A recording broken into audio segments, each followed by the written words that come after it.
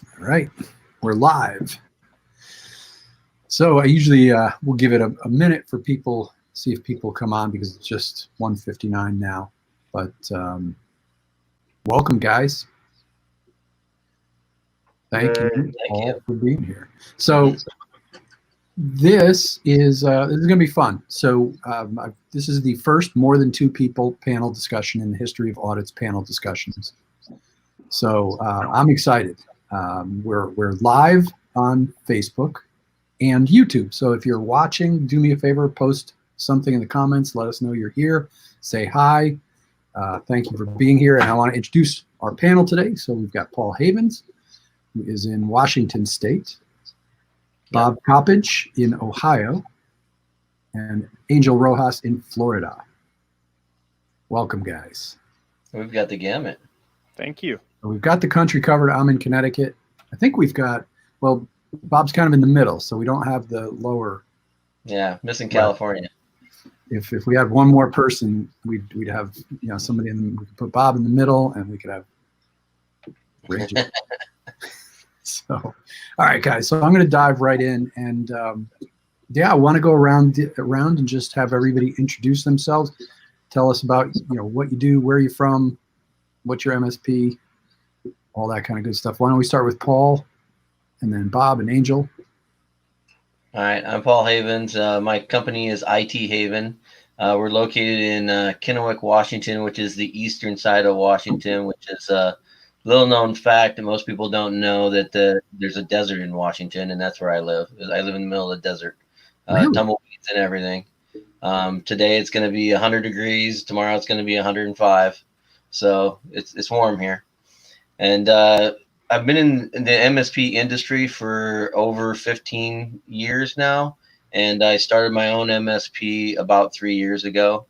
And we've been growing steadily ever since. And I've focused on security and selling through security and going faster with that.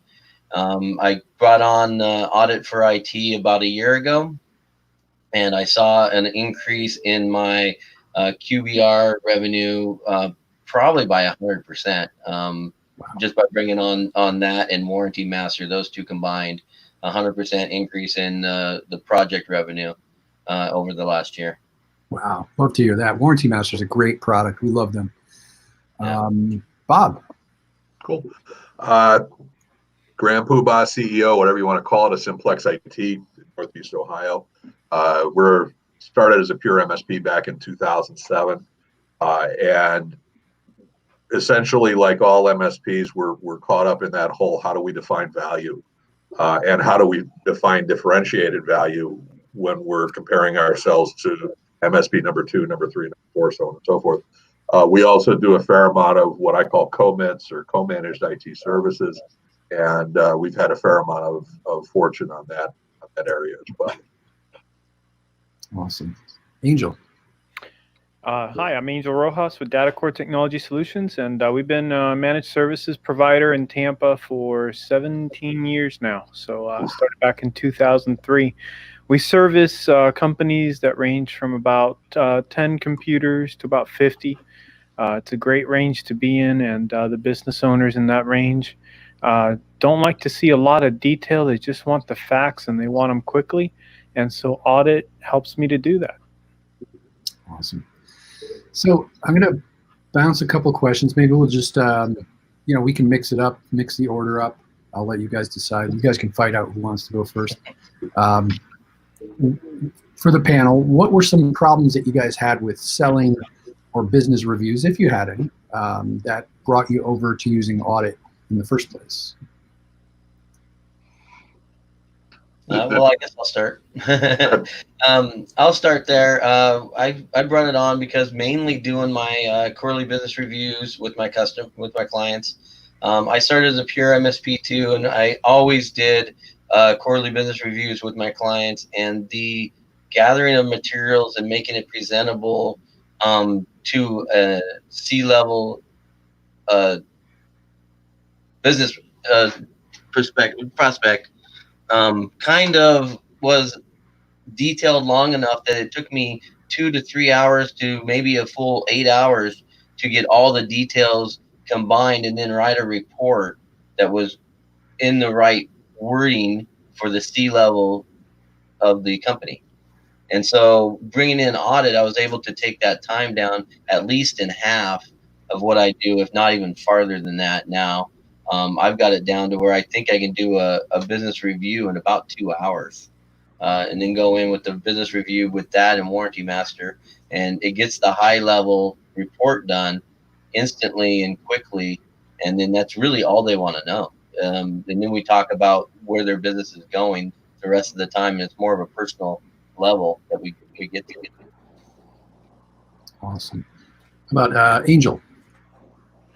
All right. So I used to use the popular tool out there to collect a bunch of data and make big, thick stacks of paper. And I was looking for something that would help me to, it just, that was just too much info. And the executive summaries, when I would present them, what they, one, they had seen them before. So, so that kind of made it a little awkward. And two, I had to go and apologize for all the false positives that were in those executive summaries. And I didn't really want to have to go sit there and filter through the false positives. It just didn't make any sense. And it just made for awkward sales situations. So I looked at audit, and then I started kind of doing it my own way and adding my own twist to it. I went to Chartech University or Chartech Academy and saw Alex's presentation. And so I started kind of picking and grabbing. And, you know, sometimes I can get people in the office. So sometimes it ends up as a PowerPoint. And I know now we have the ability to do audits as a slideshow, which is amazing. But I was copying and pasting the squares and everything in there. And also, you know, lately, I've been able to get out, and so I make books for the presentation. Now in here I have the audit, right? But I also have the contract and the quote. That's why it's a little bit thicker, because it's this is all I need to close. Everything I need is right there to close. So so that's why I switched, or I use audit, because it's so quick for me to go down, and I can build a nice proposal in probably 30 minutes or so. So I hope that answers the question. Yeah, I actually have a quick follow-up for you, and probably, forgive me, the MSPs, probably every MSP listening probably knows what you mean by this, but me as a marketing salesperson, I don't. You mentioned false positives. Oh, false positives. That's good. So that's information that a tool detects that is out of spec, but is in spec when you look at it in context. So for example, if a tool has a rule to flag a hard drive as full when it only has 10% of space, however, that hard drive rests on for example, a network DVR, okay, that you would expect to be near full all the time because it's constantly rotating the video stored on it, then that's a false positive. So it's a positive that, yes, that hard drive's almost full, but it's false because there's a perfectly good explanation as to why it's full.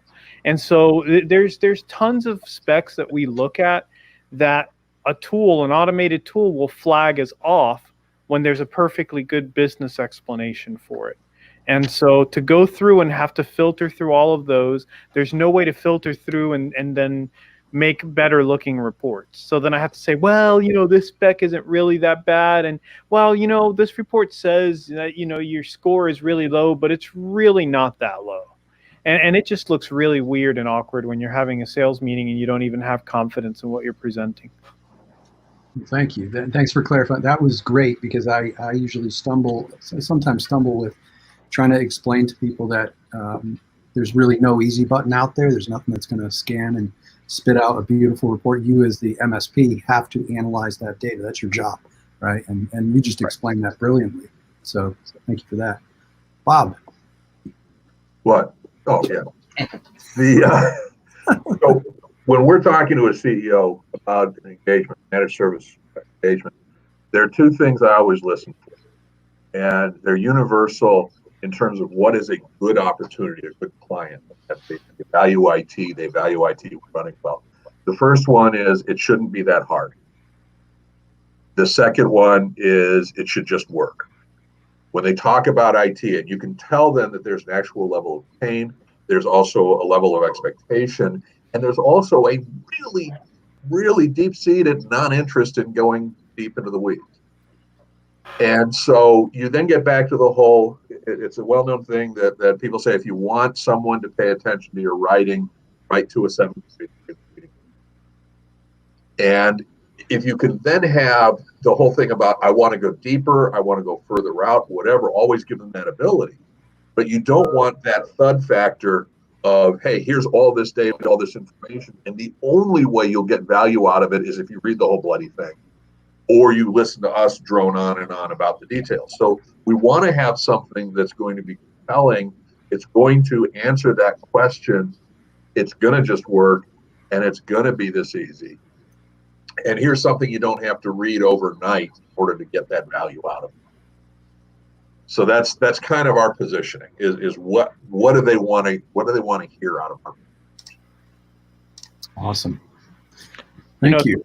Something interesting, Bob, that you mentioned, where if they want to go deeper, they're going to ask, and we should be able to answer those questions. I actually had a client, prospect, that it's actually this one here that I presented this and all these pages, and to gather all this info, since I would venture to say that the three of us are pretty competent at what we do, right? And we can size up a situation pretty quickly.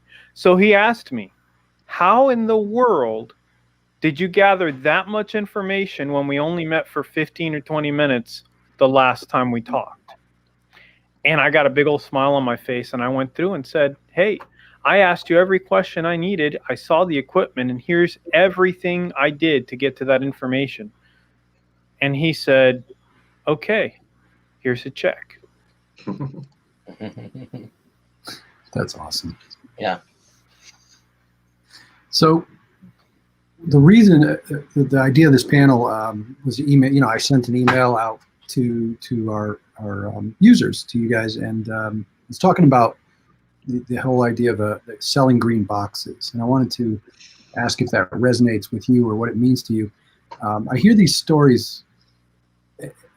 It's like sometimes folks, and Frank says, our founder says this all the time, is that he just sells green boxes.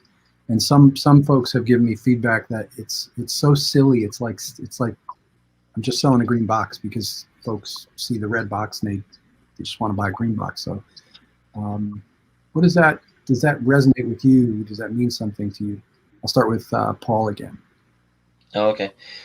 Yeah, that was a major thing that I was doing on the QBR side of it, because I'd come in with these reports and I'd have yellow and red boxes and a few green ones, and then get to the managed service portion and they're all green because that's what I do. And if it's not green, then I'm doing something wrong.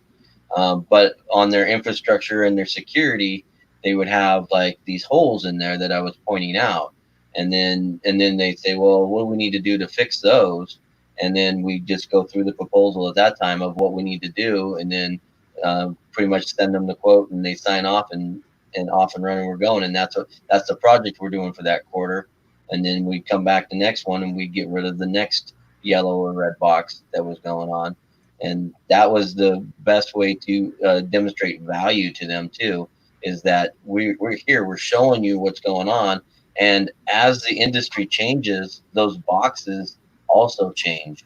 So as the security needs get greater, we can change those boxes to represent what's going on today, right? And so that was a big key to it, is that it wasn't just a static and this is what it's going to be forever. It's like, no, now we have to implement the next set of strategies to keep you secure and safe.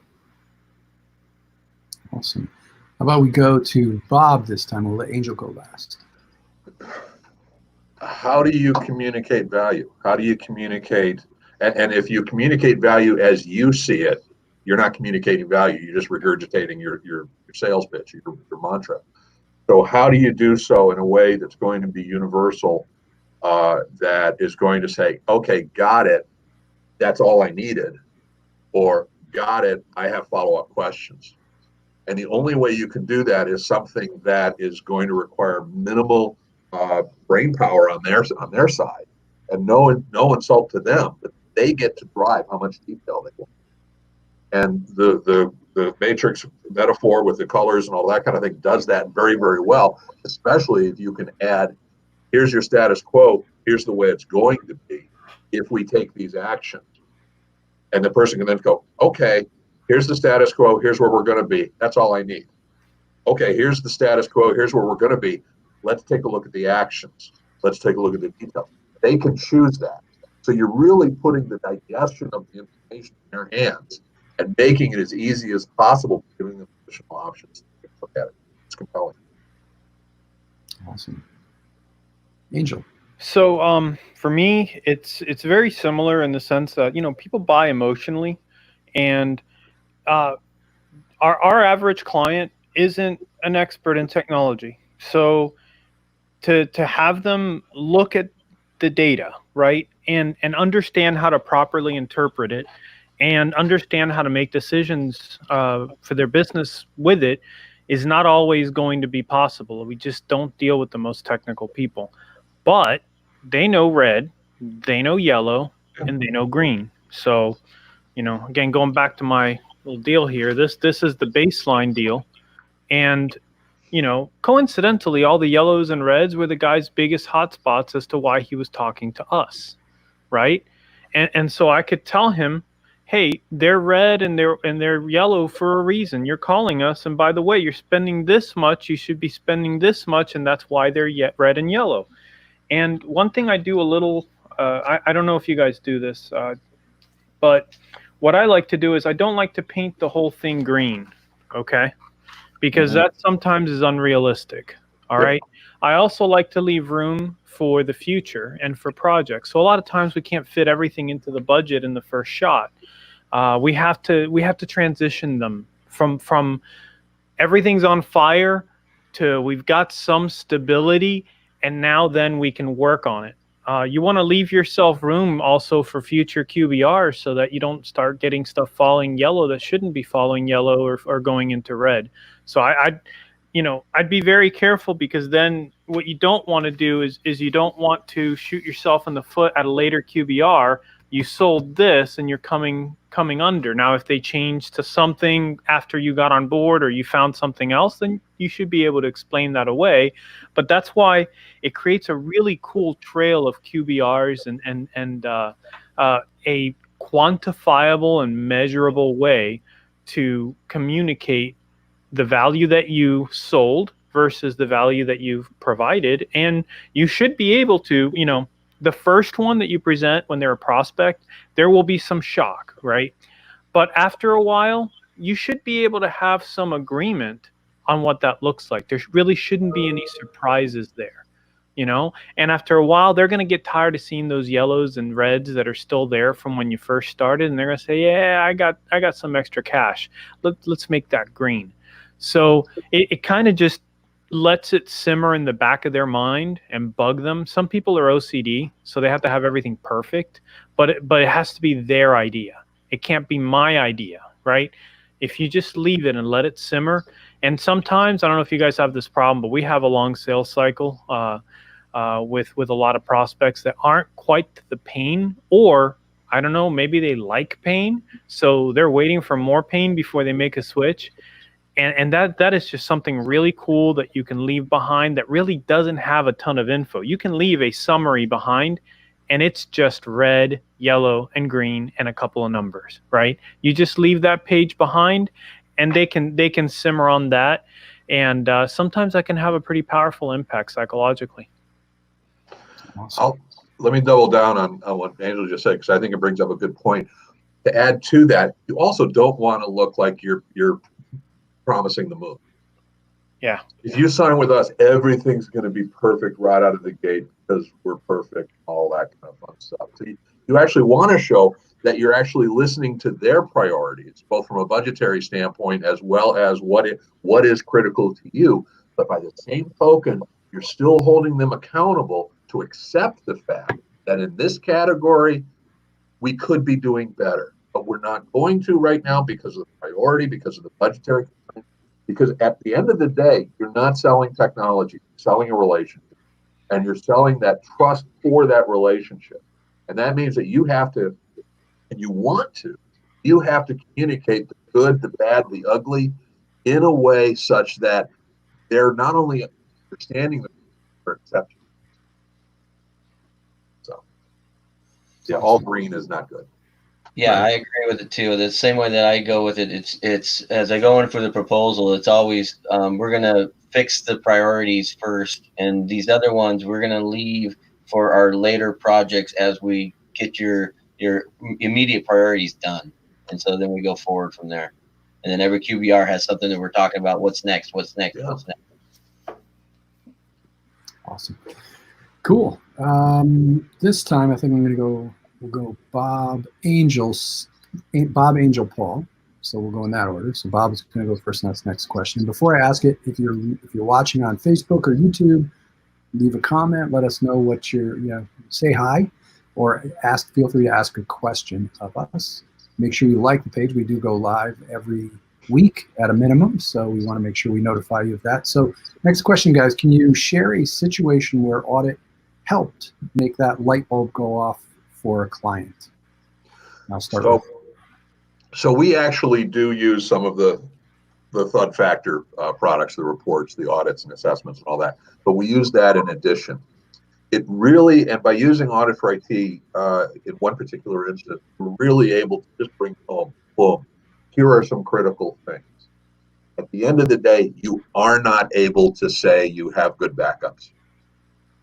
And it's one thing to show, hey, this shows this shows that. But it's another thing to just basically say, you don't do anything. You are accepting the fact that you don't have good backups. And to essentially show very, very specifically that ignoring this is acceptance of failure, is acceptance of vulnerability. And I think often, especially geeks, we tend to sometimes we sugarcoat some of the bad news, and we don't, or we overly explain it so that you don't understand. No, this is a serious vulnerability, and in some cases we choose to explain that by taking the serious vulnerability and turning it into a 600-word essay with 40 TLAs thrown in, as opposed to, no, this is bad. Bad means need to fix. So that's kind of, and we've had that in more than one instance. We're able to say that. Cool. Actually, I'll go Paul next. Okay. Yeah, so I have one of my bigger clients. Before I brought on audit, I would just have the QBRs and go over their situation and just keep telling them that their computers are out of date and we need to update them, and some security issues are there, and they wouldn't understand it. And then I brought in audit for IT, and just by selling the green boxes, and they were able to show them that most of their boxes are yellow, and even one was still red, even after I came in there and started doing stuff. I was like, your infrastructure and your security needs to be updated. And once they saw it in that plain visual aid, we within 6 months have replaced all their infrastructure equipment and all their security holes, and that meant a lot of projects for us as a company. But it also means that I'm doing them justice with the value that I'm providing by getting them to where they need to be with an understanding with what they're doing. Because just by doing the big list of all the things they need to do, they didn't understand. They don't know the risks. They don't know anything. But by doing the green and yellow and red boxes, they understand, oh, this is an issue, and then we can go into the details in a 1,000-foot view of it, or we can dive into the weeds where however far they want to go, depending on how technical they are. And so that helped out a ton with that client and with my other clients. But that was just the biggest example of them. Cool. Angel. Not a ton to add other than I guess we're not the IT company for people that like to drive with their check engine light on, and audit is kind of like that. It's a check engine light for your network. So clients that leave that check engine light on when stuff goes bad, I can say, well, the check engine light was on, and now the oil pressure light's been on for like 5 weeks. Well, now your engine's dead. Not my problem, you know. So again, and the onus is on us to present the information and present it well. And if something's bad, we have to present it often. So maybe, if you've got some things that are red, you need to maybe go by there monthly, maybe more frequently, and say, hey, listen, this is red for a reason. Are you sure you want to do this? But again, some people, they have their VCRs with the clock flashing and they drive around with their check engine light on. I can't fix that. I love that. My check engine light's on now, by the way. Well, Mike, you kind of want to fix that. I brought it to the guy and I said, it's literally every display. And he's like, no, you need like some piece. He's like, you really don't need it. It's for, I think it's like, it tells you that if you're going over a line. But think about that. So how do automotive manufacturers communicate to the end users, the owners of the equipment, the fact that there is some need, there is some action that needs to be done? They do that through an icon. An icon that's going to be easily, you can look at it, you can understand it, and you can consume it right there and then. Yeah. How do we know that there's something going on with other devices? They're all a visual, show me something that I understand and that I can immediately determine. And then if I want to, I'll look up in the manual, I'll go Google, I'll go YouTube, or I'll ask my wife if she knows how to do that. Yeah. Whatever. And but in each of those cases, the absolute number one resource in order to immediately communicate that there's an issue is an icon, and often a colored icon. Yeah. Yeah. And it made me immediately it was like the first time it went on, it happened that morning. And I was in my automotive guy in his shop within a couple hours. And he told me what it was. And we didn't fix it yet because that all happened like the week before COVID. But you can bet that every time I've only gone out of the house, I've only gone in my car maybe 5 times in the last 2-3 months. But it bugs me every time I'm in the car. It draws my attention and triggers me every time I'm in the car. All right. Cool. Last question. So if somebody's asking you guys how you think they should get started with audit, like what steps do you think someone getting started should take? I can go. I think you should start with doing your QBRs with audit.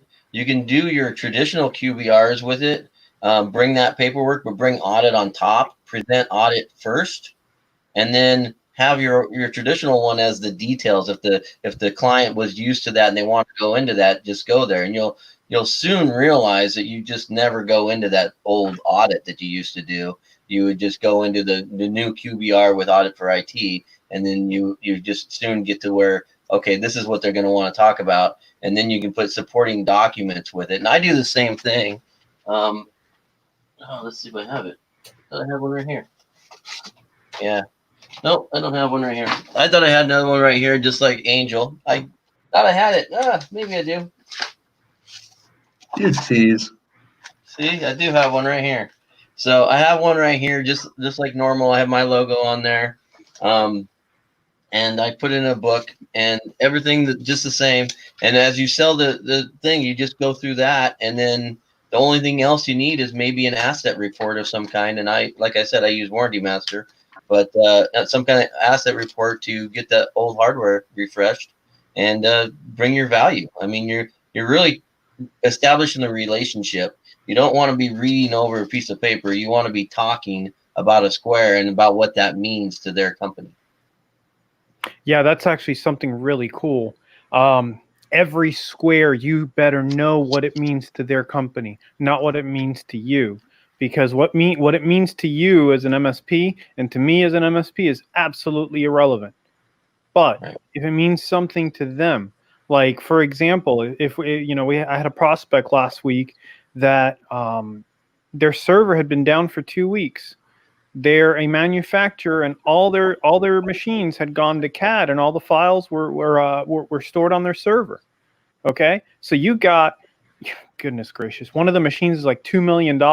Okay, so you probably got $15 to $20 million worth of machines that are stopped.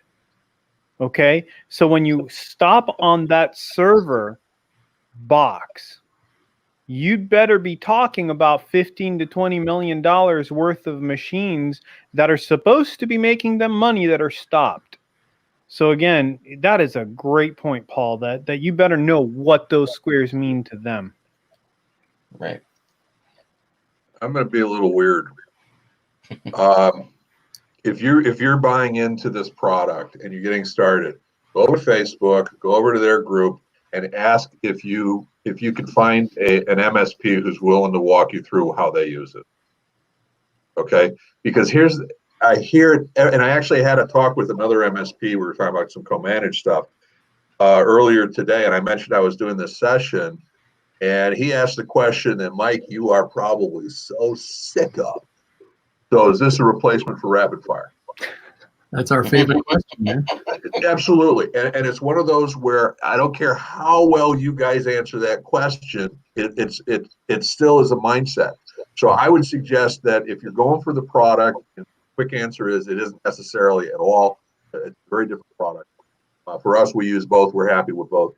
But set up a time, and I'm sure there are MSPs. I'll help you, but you probably want good help. Set up a time to talk with an MSP that's actually using the tool and walk through either an assessment that you're in the middle of doing or that they're doing, to actually walk through, and it will not take a long period of time, just to go through how this thing is used. Because there is a switch that'll go off. Well, you go, oh, that's how you use it. And then all the value stuff that Paul's talking about and Angel's talking about will click, as any assessment process should include those things. But once you've got that nailed down as far as how the whole concept goes, how you accumulate your data, your information, and how you present it through the tool set, the light will go off, and it's ridiculously simple. I can even use it. That's cool advice. I wrote that down. I might send an email out to our users and see if I can get volunteers to go on like a volunteer demo list. See if we can get people that I can match people up with. I do demos and onboarding all the time, and I'm always happy to walk MSPs through. However, I'm a sales and marketing person. I'm not an MSP. Yeah. So, while I know I know how to use the software well, and I know the best practices, that's a great. Every time I talk to you guys and I listen to MSPs talk about it, I learn something new. And I'll tell you a funny story, Bob. As we're wrapping up our favorite question, what you said, Angel. I think I was talking to you at an event about this. We're up on stage and we're talking about what audit does, and we know that question is going to come up. That somebody's going to ask us, either are you a replacement for rapid fire, or how do I get the data from rapid fire into your tool, or how do I? And everybody wants to know for different reasons. Some people they cannot get past pushing a button and spitting out a report. They don't want to do any of the work. And we tell people, I tell them right from the stage, Frank has done it, and I laugh because I've seen Frank do this a bunch of times at events where he stands up on the stage and goes, we do not scan the data. We don't scan data, we don't pull data, we don't bring it in we don't import it. And what do you think the first question somebody asks maybe 10 minutes later? That's a lot of work. No, they go, how do we get the data in? Yeah. They literally will. So it's not everybody, but someone in the audience will always ask, and they heard him say that we don't do it. It's just that I think you nailed it, is that MSPs are so programmed to want to know that. So I got a question here, and I'm bringing this up. What are the key differences? From Marcos. I'm not sure key differences. Maybe he's talking key differences between rapid fire and us. Is that what you were asking? That's like, what are the key differences between a hammer and a chainsaw? Right.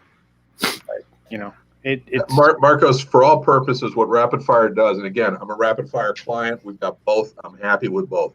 What rapid fire will do is it will take as good of a snapshot as it can of the network. And there's all sorts of, like Angel was saying, there's all sorts of potential false positives. There's also all sorts of equipment that can be missed. The bottom line is you're going to get an inventory, you're going to get reports, and the reports are going to be very verbose. You're going to get about 600 pages, of which maybe 40 or 50 are actually useful. Okay? But it's actually, in my opinion, one of the best auditing or assessment tools there are that's out there that's non-invasive. And there's all sorts of other pieces, parts. But what it doesn't do is it doesn't convey the value of the agreement and the value of your services in a way that's going to tug at the heart of the CEO. And also will not require the CEO to take a dive into. They just want this stuff to work. Instead, what you're going to be able to do is to essentially, using Audit for IT, is essentially show them here is a very simple matrix of colored squares that you can very easily, without a big learning curve on their part, or quite honestly on their part, you can essentially color to show the current status quo of their network and also show the results of what the services are going to be. Now, what do you have to do? You have to go in and assign the squares and assign the colors. You get to choose which squares and you get to choose which colors. So it's not long and it's not hard to do, but at the end of the day, you're going to end up with about a 10 or 15 page, which with supporting documentation and the like, which is going to reinforce why they should work with you. Network Detective is going to show them what they have, but give no value to your services. No value as in here's what you're going to get by contract. That's where Audit for IT does it very, very good. And if you sign up today, Mike is going to give you free green, free red, and free yellow squares just to get you started. I had to pay for mine. You know, I'll add a little bit to that. So I'm going to go the other direction as Bob, as far as I canceled Rapid Fire because it was too much information. And what I found is it was actually generating way more work for me up front to create a proposal than I needed to do to get the business. So I mentioned earlier that I've gotten pretty good at looking around, sizing up the situation, asking a few strategic questions and ballparking it. And so far that's served me really well. We haven't run into any surprises. And if there's something that I'm not comfortable with, I go deeper, obviously. But having to wait on running all those reports and running all of that for me was just cumbersome work that I was tired of doing. And a lot of times, look, we're pitching a lot, and you know this stuff takes time, and time is money, right? So I was looking for a faster way through it, and after, you know, I kept both for about 2 years, but then when I started looking at what value I was getting out of one, it paid for the others. So you know, a lot of times you just look at the tools you have and you say, hey, you know, I had a good run, but it's time to move on. So in some ways, I don't want to say it'll replace it, because a lot of it has to do with your own operational maturity. Okay. Right. And a lot of it has to do with what gives you comfort, right? I've been doing this 17 years. I can look at it from about 10 feet away and I can get you a pretty good appraisal of what it is. But not everybody's like that, and that's fine. There's nothing wrong with that. But this is a tool. This is an extra thing that you have in your pocket. And like Bob said, it's going to communicate that value. A question originally was, how do you get started? I personally think you get started by looking in the mirror. Okay. I've written a few articles that have been highly critical of our industry, because a lot of times we fail to look at the mirror.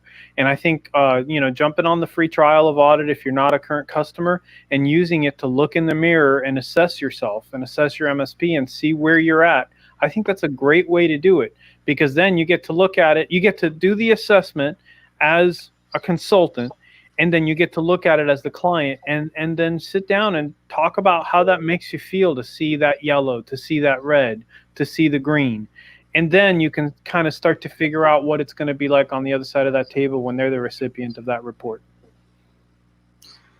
Paul, did you have something to add before? Yeah, I have something to add. I wanted to add, like, when the difference between rapid fire tools and audit for IT.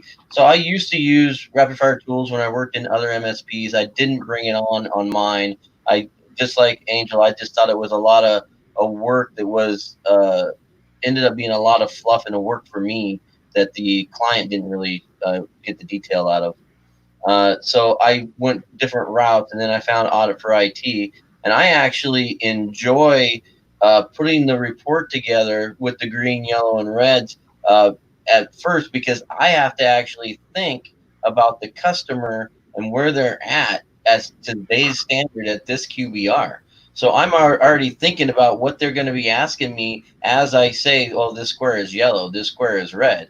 I already know because I'm already thinking about their situation and their network, right? So that's the value that we're bringing, is our expertise as we're putting this together is what we're doing for them. And so I like the fact that it's not just data thrown into a report and here you go, walk out the door and you're reading it as you get there. I mean, you should never do that. But reading a 600-page report is time consuming. You're not going to have time to do that either. So you're not going to read all the report. You're going to read the summary and then go out the door. So you just don't get that look into their company. You're not looking as full as I think you can be. And I like the boxes because you actually have to think about them as you fill them out. You're like, all right, this is where they're at and this is why, before you get to the client, and you already have like that question in mind. That's good. Okay, I told you guys that was the last question, but I'm going to throw a last question in here. Just made me think of something. This is extra credit, though, right? What's that? This is extra credit. This is extra credit. You're all going to get extra points. Extra points. I'd like to talk a little bit about being able to demonstrate the value, because one of the things I've always preached, and I know this is true, I want to get your take on it, is audit is not confusing. And that's one of the magical things I think that makes audit work, is it's emotional, it's simple, easy to understand, it triggers people, and there's little things in the audit report, the scoring, the effective monthly IT expense, that demonstrate a gap from where they are to where they should be, right? Where I think a lot of businesses, any business, is wired to go in, say, I want to hire somebody, but I want to get the best price. Now, if you as a business don't understand what you're looking at, all you're going to focus on is price. So talk about, as we're talking about data and presenting data, do you feel that, and what's your experience with this in being able to demonstrate the value, as opposed to, confusing and having focus on price? Anybody can go first, whoever's. I'm not sure I follow. So. Yeah, I didn't really make it a question, but do you see, how do you see with, let me see if I can make it a better question. How do you see audit, where audit helps you demonstrate value, as opposed to, or just in general, how you, so MSP. Let me take a poke at what I think you mean, and if I'm wrong, I really don't care. So take a look at any management tool as far as measuring productivity on a high level. If you look at KPIs are, here's the number, and if the number's in good range, it's green. If the number's in cautionary range, it's yellow. If it's in bad range, it's red. Take a look at any kind of, whether it's EOS or Rockefeller habits or any of those kind of things. You always talk about goals as a binary. You either achieve the goals, so they have to be smart, they have to be measurable, they have to be authentic, they have to be realistic, all that kind of thing. So the same thing is true there. Why? Because all we want to do is a simple way to say yes or no. And it's the same thing as the car icons, the same thing as everything else. We want to have a freaking simple answer to the questions. And the same thing is true when we're building or creating a relationship with a potential client, because they're not going to want to listen to us drone on forever. Okay. And at the same time, when you start talking about TBRs, we want to be able to say, here's where we were, here's where we are now, here's what we want to do for the next quarter.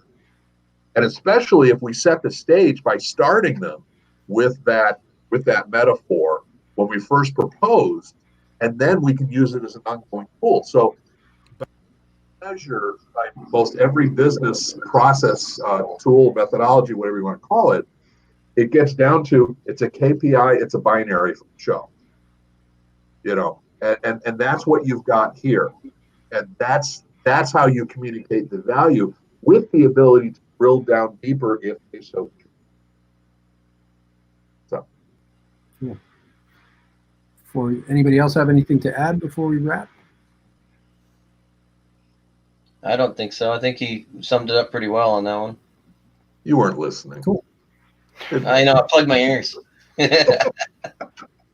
Well, thank you guys so much for being on here. I know we went a little bit longer than we're used to. This was great. I may ask all you guys to come back on again because I love chatting with all you guys. Angel is always a pleasure. Me and you meet on the road all the time. Paul and Bob. I think this is the second time I've talked to each of you. I know I've talked to Paul a few times, but it's good. It's good to see you guys. Good to get to know you guys better, and look forward to meeting up again. So thanks for everybody for listening, and we are going to end the broadcast now. Have a great rest of your week, everybody. All right. Thank you. Thank you. Take care. Thanks.